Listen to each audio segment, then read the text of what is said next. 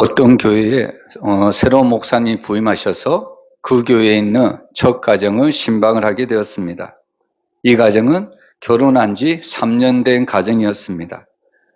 근데 목사님이 신방을 갔는데 그 집에 여자 집사님을 보니까 아랫배가 제법 불러서 임신 몇 개월이 된 것 같이 보입니다. 그래서 목사님이 생각하기를 이 가정에 하나님의 새로운 생명을 주셨구나. 그 생각을 하고 하나님께서 이 목사님을 통해서 이 가정에 축복 기도를 하게 되었습니다. 그런데 이 신방 후에 그렇게 신실했던 이 집사님, 교회에 잘 나왔던 이 가정이 그 신방 후에 교회에 나오지 않는 겁니다. 그 이유가 뭔가 누군가를 통해서 알았는데 바로 그 여자 집사님이 임신한 것이 아니라 비만이 있어서 아랫배가 살짝 놓은 것을 보고 목사님이 착각한 겁니다. 그러니까 목사님이 임신한 줄 알고 축복 기도했는데 사실 임신한 것도 아니고, 그리고 자기가 비만이 온 성도들에게 어떻게 보면 다 알려졌기 때문에 너무 창피스럽고 수치스러워서 교회에 나오지 못했습니다. 여러분, 이런 상황이면 어떻게 해야 될까요?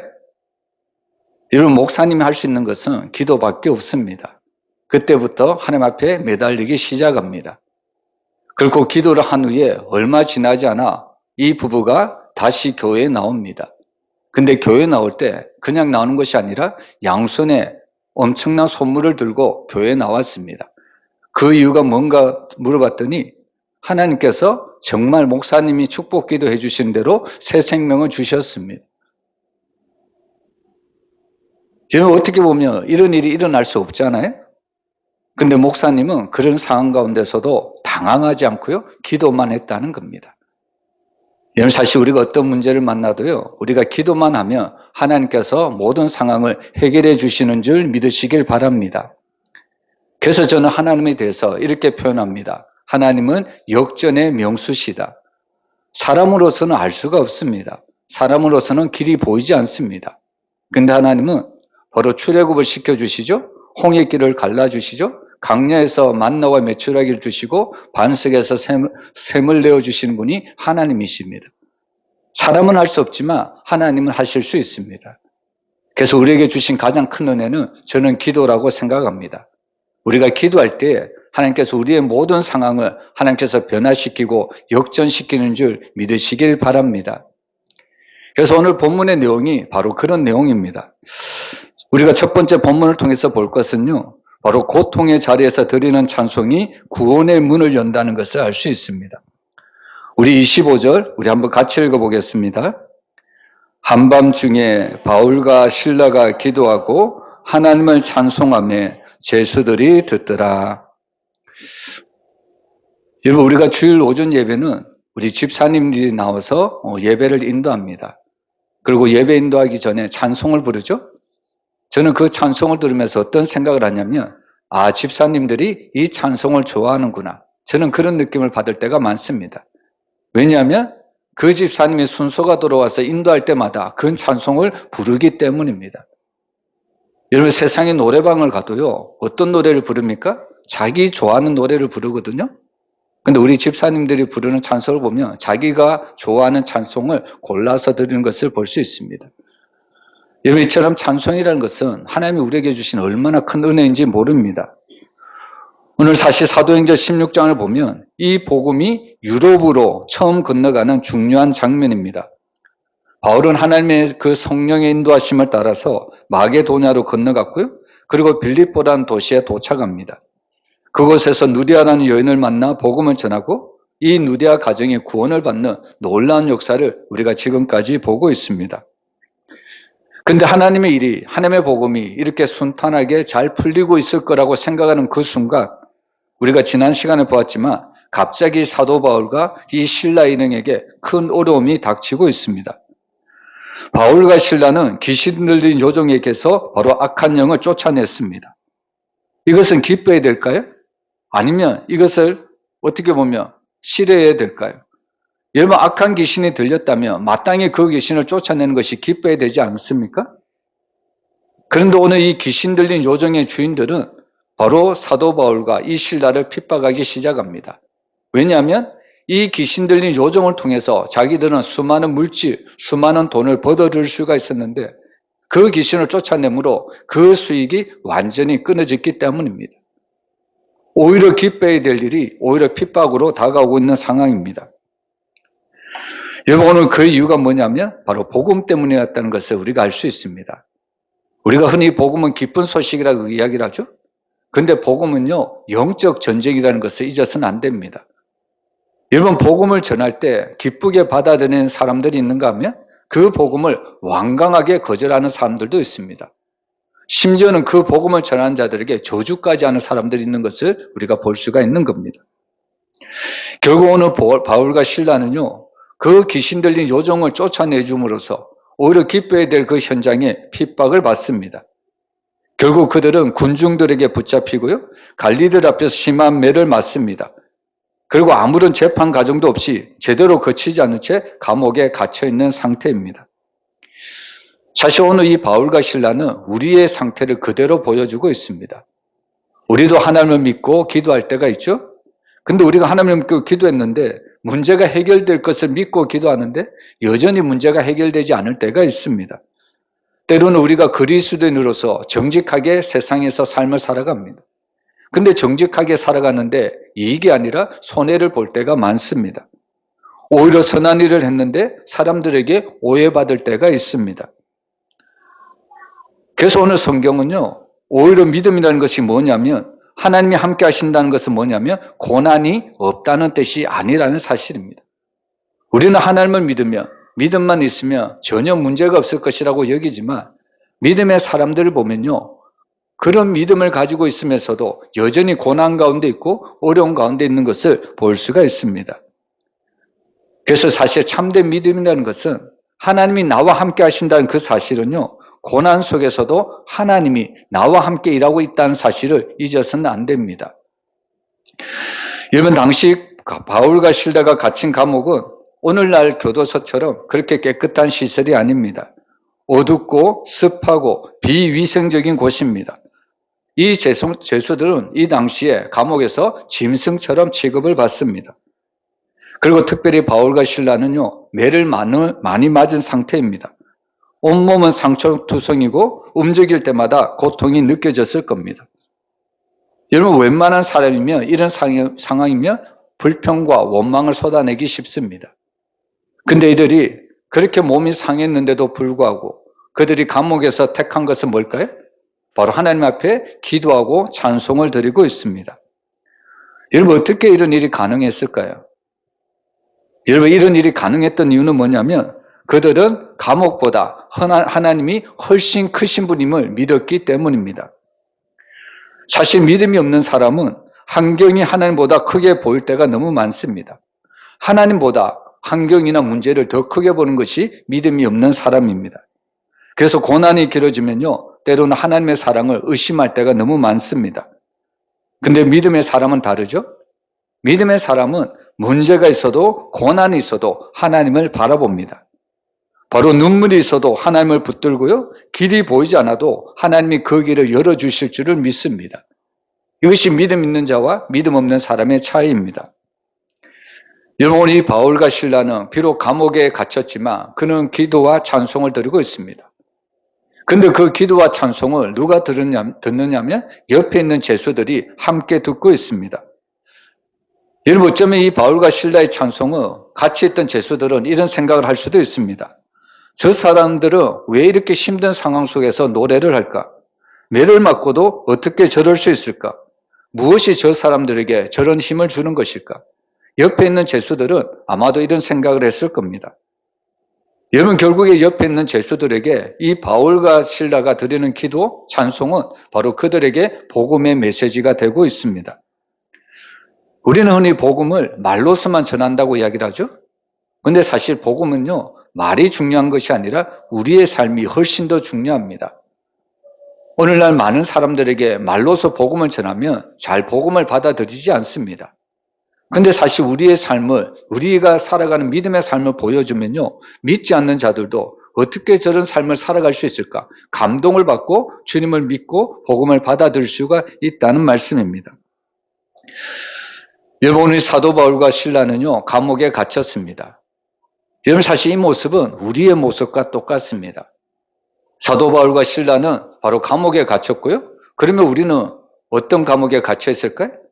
어떻게 보면 우리도 여전히 인생의 감옥에 갇혀 있을 때가 많습니다.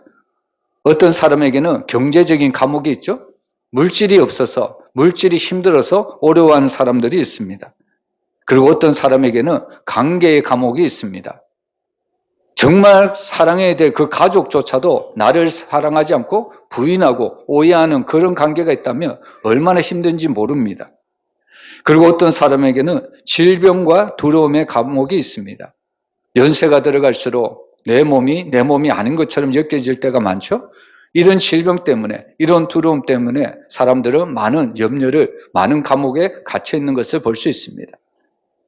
특별히 지금 무더운 날씨 속이잖아요. 여러분, 무더운 날씨 속에 어떤 감옥에 갇혀 있냐면 무더운 그 날씨 속에 바로 전기세라는 감옥에 갇혀 있는 사람들이 있습니다. 여러분, 자녀들이 늘 걱정하는 것은 바로 시골에 혼자 있는, 또 시골에 있는 노부부들을, 부모님들을 걱정할 때가 많습니다. 이런 무더운 날씨 속에 밭에 나가 일을 할까봐, 혹시나 이 무더운 방에 있다가 어떤 병에 걸리지 않을까, 이 자녀들은 늘 노심초사합니다. 그래서 자녀들이 어떻게 할까요? 이 부모님들이 바로 집에서 편안하게 쉴 수 있도록 시원한 에어컨을 달아준다는 겁니다. 그러면 부모님은 어떻게 할까요? 이 에어컨 밑에서 시원하게 지낼까요? 여러분, 부모님들의 생각은 늘 자녀들 생각밖에 없죠? 자녀들이 비록 시원한 에어컨을 달아주었지만 이 에어컨을 트는 순간 전기세가 많이 나온다고 부모님은 걱정합니다. 그리고 그 전기세가 자녀들의 그 호주머니에서 나오는 줄 알기 때문에 부모님들은 시원한 에어컨을 설치하고서도 이 에어컨을 틀지 않습니다. 그냥 무더위 속에 그대로 지내는 것을 볼 수 있습니다. 그런데도 요즘 세상이 참 좋더라고요. 여러분, 이 에어컨이 멀리 떨어져 있는 이 자녀들이 멀리 떨어져 있는 이 부모님의 이 에어컨 기계를 원격으로 이렇게 제어할 수가 있더라고요.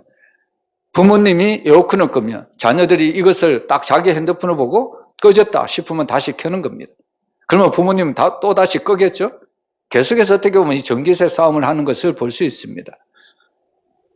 여러분, 물론 우리가 어느 정도 날씨는 견뎌되겠지만 요즘같이 너무나도 무더운 폭염 속에서는 때로는 에어컨이 필요합니다. 전기세가 무섭다고 설치해 놓은 그 에어컨까지 사용하지 않는다면 그것은 어떻게 보면 어리석은 일이죠? 여러분, 이처럼 사람들에게는 누구나 다 자기만의 그런 감옥이 있는 것을 볼 수가 있습니다. 그런데 오늘 신앙생활을 하는 우리에게도 때로는 이런 감옥이 있습니다. 나는 하나님을 잘 믿었는데 하나님이 왜 나에게 이런 일이 일어납니까? 왜 나에게 이런 생각하지도 못한 고난을 주십니까? 우리는 때로는 이런 인생의 감옥 속에, 영적인 감옥 속에 우리도 갇혀 있을 때가 너무나도 많습니다. 근데 사실 믿음이라는 것은 문제가 없는 사람이 되는 것이 아닙니다.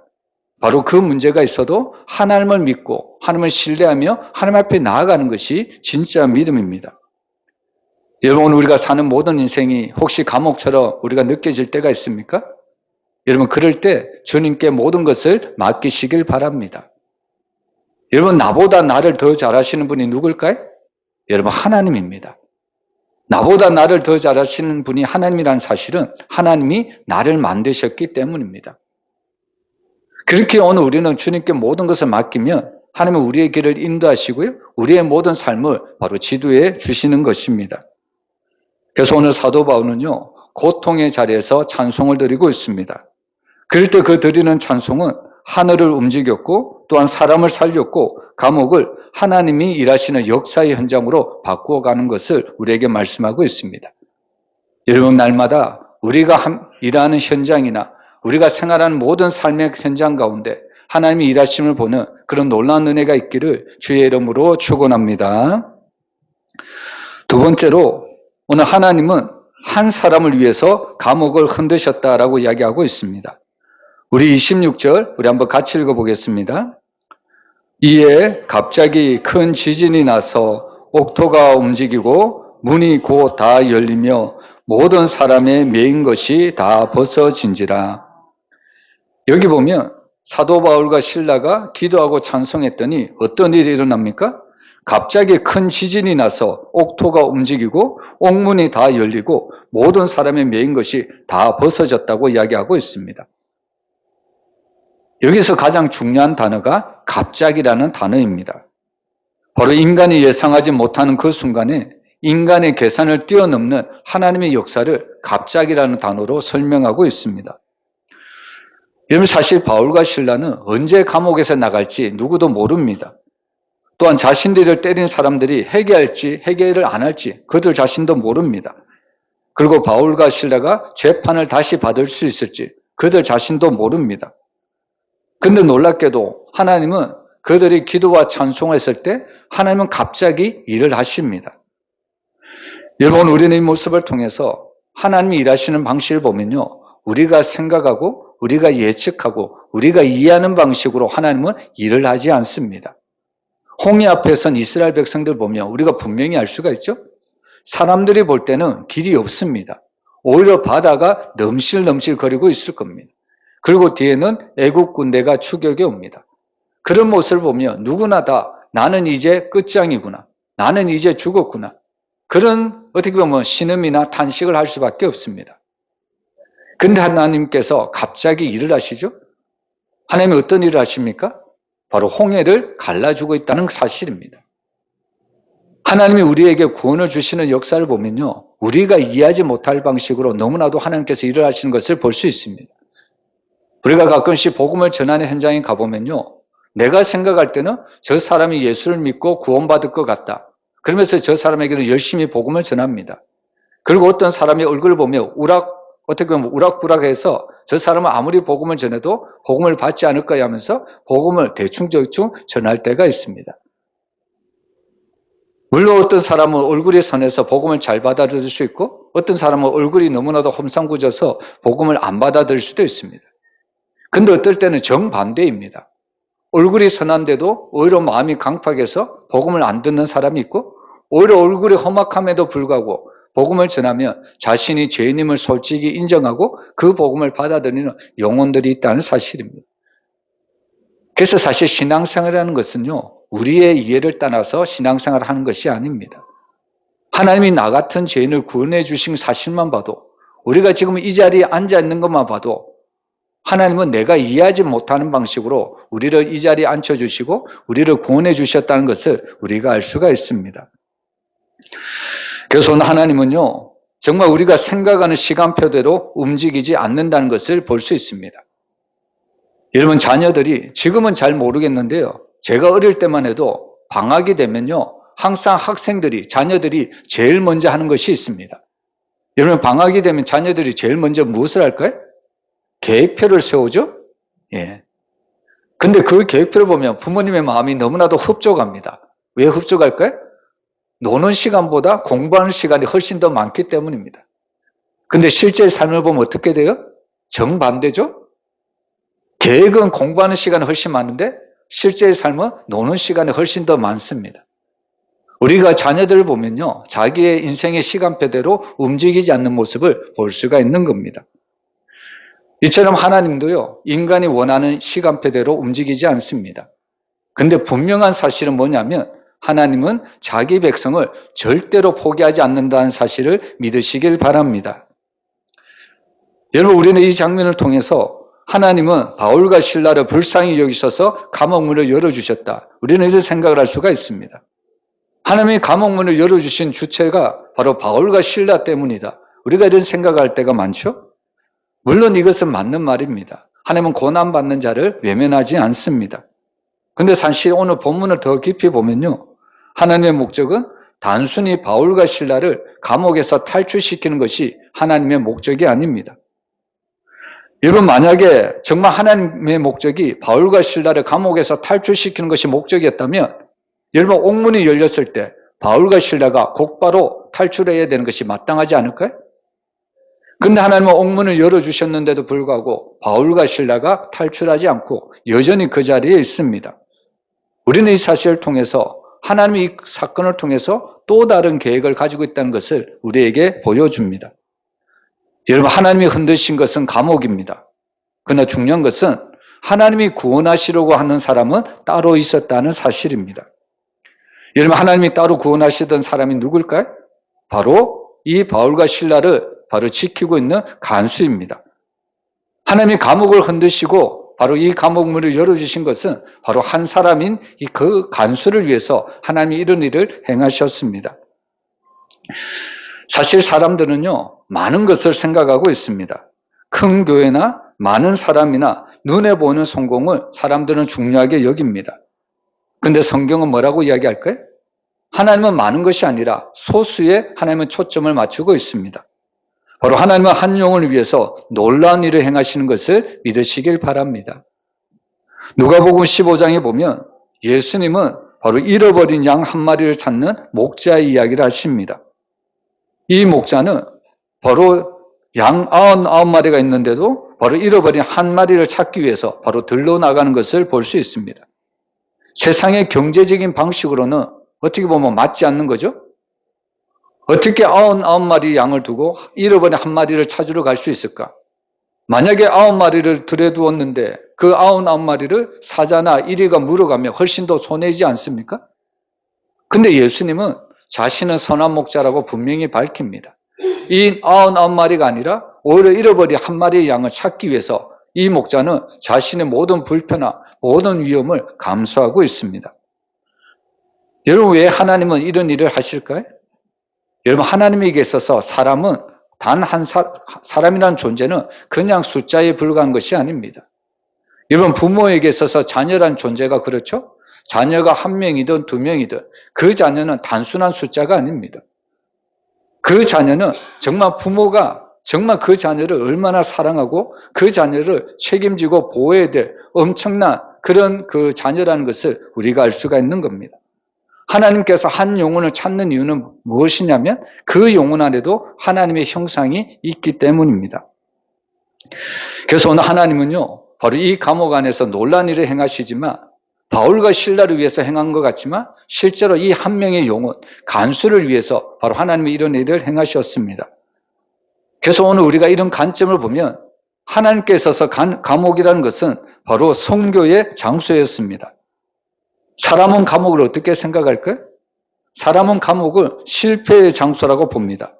그런데 오늘 하나님은요, 그 감옥을 사명의 자리로 보고 있습니다. 그래서 오늘 바울은 제수를 만나러 가는 것이 아니라 바로 한 영혼을 만나러 이 감옥에 들어간 겁니다. 그래서 바울은 감옥에 갇힌 것이 아니라 바로 하나님이 보내신 선교지에 있다는 사실을 우리가 알 수가 있는 거죠. 그래서 겉으로 보면 하나님은 감옥 문을 엽니다. 근데 진짜 열린 문은요, 감옥 문이 열린 것이 아니라 간수의 마음이었습니다. 우리가 26절을 보면 감옥 문이 열렸죠. 그리고 27절에 보면 간수는 절망합니다.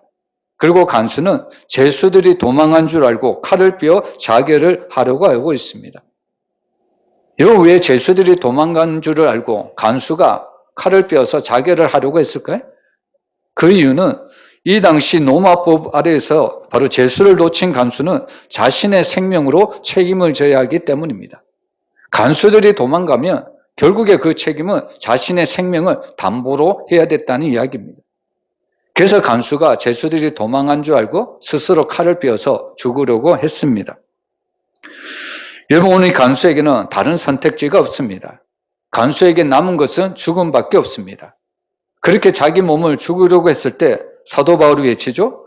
내 몸을 상하지 말라. 우리가 다 여기 있노라. 바로 이렇게 이야기하고 있습니다. 여러분, 이 말 한마디에 바로 간수가 자신의 모든 인생이 바뀌고 있습니다. 여러분, 간수는 처음에는 죄수들을 지키는 사람입니다. 그런데 오히려 그 간수는요, 오히려 이제 죄수인 바울에게 도움을 받는 그런 존재가 되고 있는 것을 말씀하고 있습니다. 우리가 세상에 보면 힘 있는 자가, 강한 자가 약한 자를 돕는다고 생각하고 있습니다.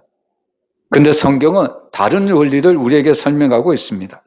바로 하나님은 약한 사람을 통해서 강한 사람을 살리고 있다는 이야기입니다. 많은 사람들이 기적이라고 하면 환경이 바뀌는 것, 내가 할 수 없는 것들이 할 수 있게 가능이 되면 그것을 기적이라고 생각할 때가 많습니다.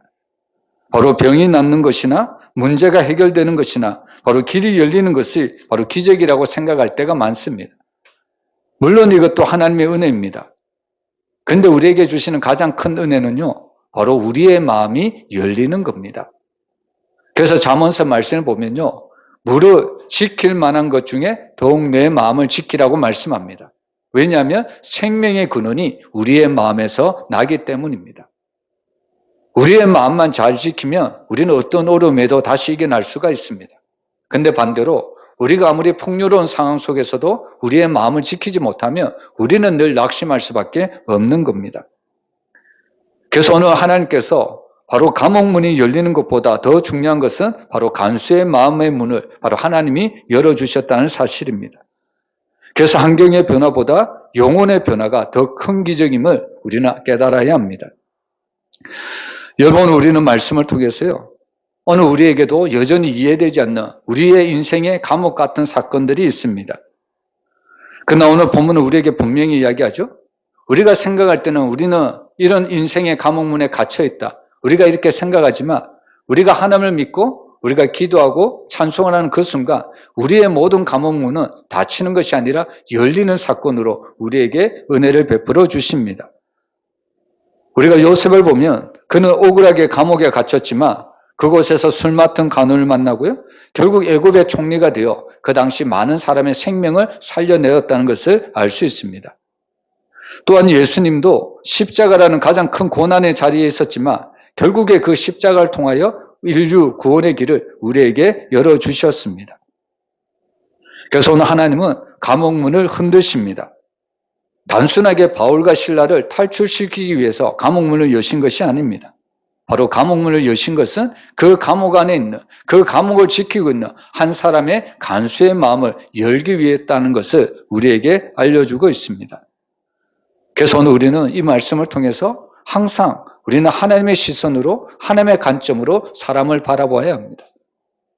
오늘 집사님도 기도했지만 사실 우리 교회는 작은 교회입니다. 연약한 교회입니다. 큰 교회가 아니죠. 성도들의 수도 작습니다.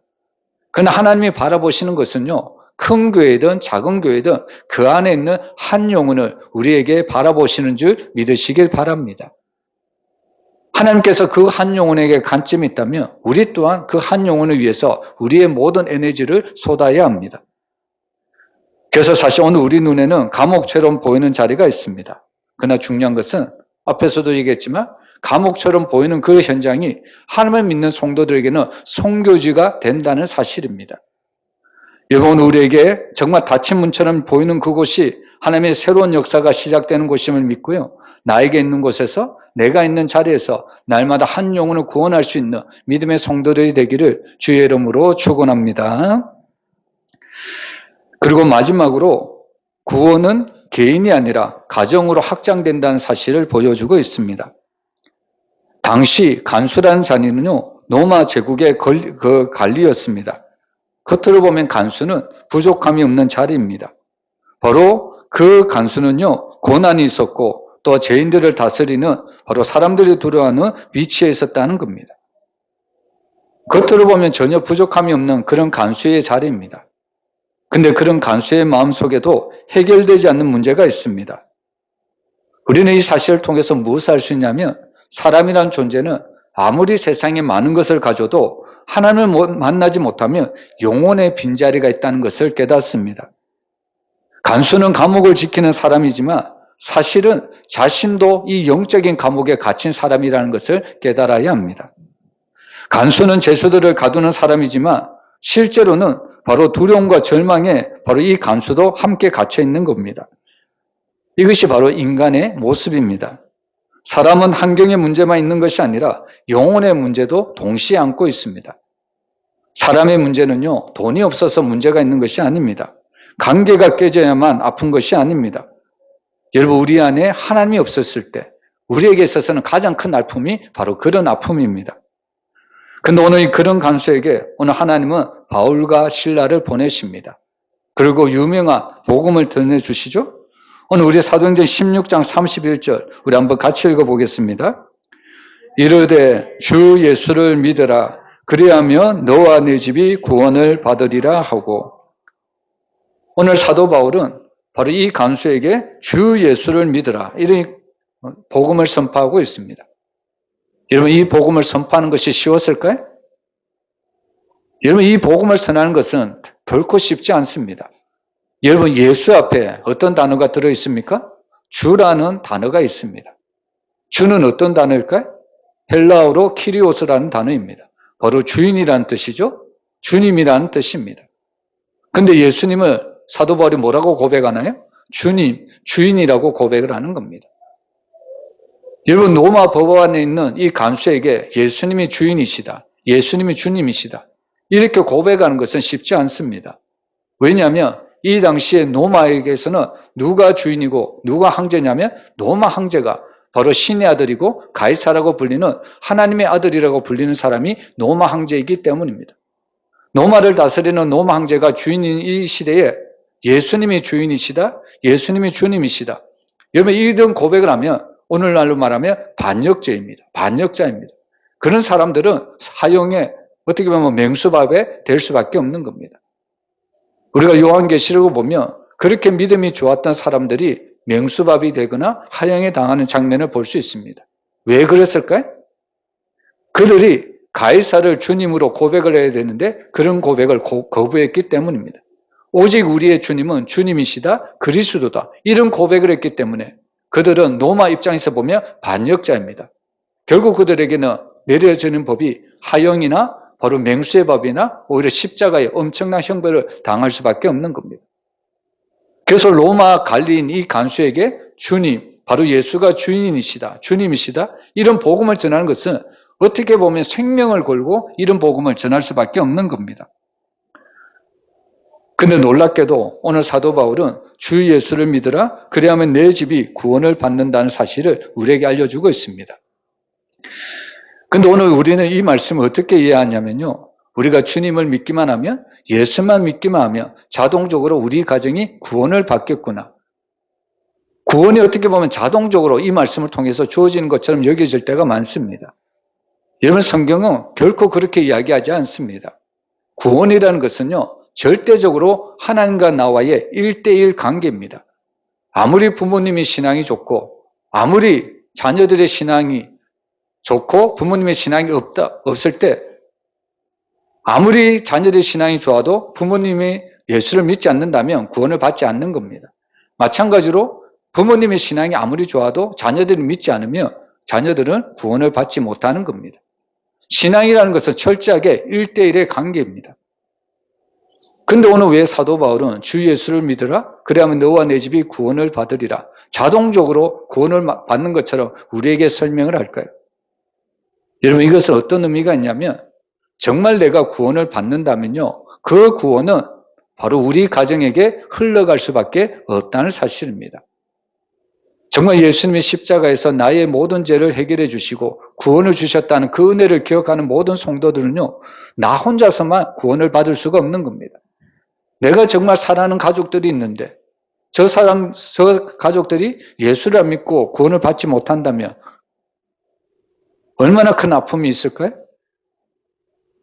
그래서 사실 구원이라는 것은 1대1의 관계지만 내가 받은 그 구원을 어떻게 해서든지 나와 사랑하는 가족들을 구원하기 위해서 그 복음을 전할 수밖에 없다는 이야기입니다.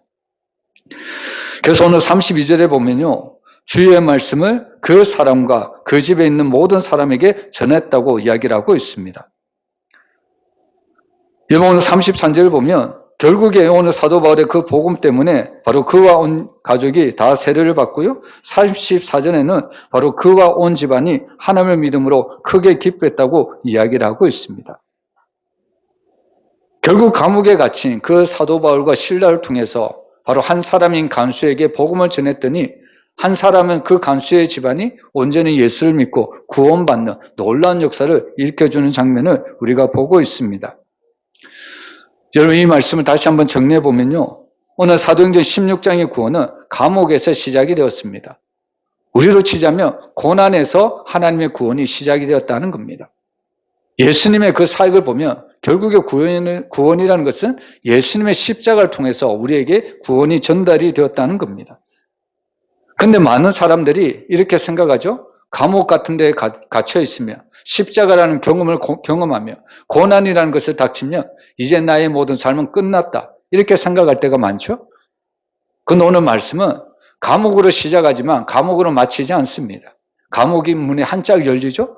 그 가운데 한 간수가 구원을 받습니다.